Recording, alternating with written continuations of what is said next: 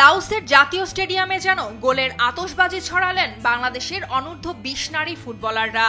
AFC অনূর্ধ্ব-20 women's Asian কাপের বাছাই পর্বের দ্বিতীয় ম্যাচে পূর্ব তিমুরের বিপক্ষে ৮-০ গোলের দাপুটে জয় তুলে নিল পিটার বাটলারের শিষ্যরা। হ্যাট্রিক করলেন তৃষ্ণা রানী সরকার। গোলের তালিকায় নাম তুলেছেন শিখা সিনহা, শান্তি মার্দি, নবীরন খাতুন, সাগরিকা ও মুনকি আক্তার।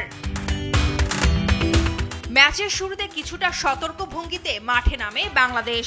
৮ম মিনিটে নবীরনের সুযোগ হাতছাড়া হলেও স্বর্ণা রানীর সেভ ও জয়নব বিবি রিতার গোল লাইন ক্লিয়ারেন্সে রক্ষা পায় দল। তবে ২০তম মিনিটে কর্নার থেকে হেডে গোল করে ব্যবধান খুলে দেন শিখা সিনহা। এরপর ৩৩ মিনিটে শান্তি মার্দির বাঁ পায়ের কর্নার বাঁক খেয়ে সরাসরি জালে জড়িয়ে দেয় অলিম্পিক গোলের স্বাদ।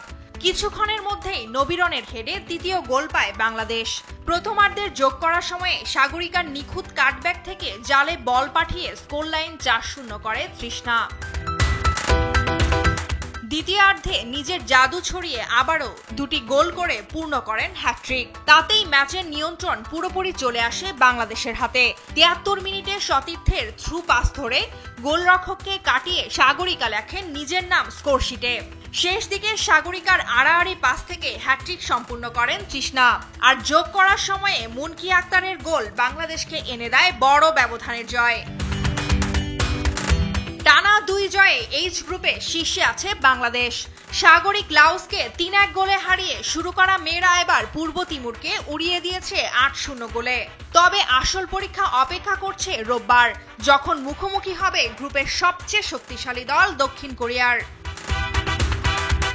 ফারজানা আফরোজ টুম্পা, স্পোর্টস ডেস্ক, দেশ টিভি।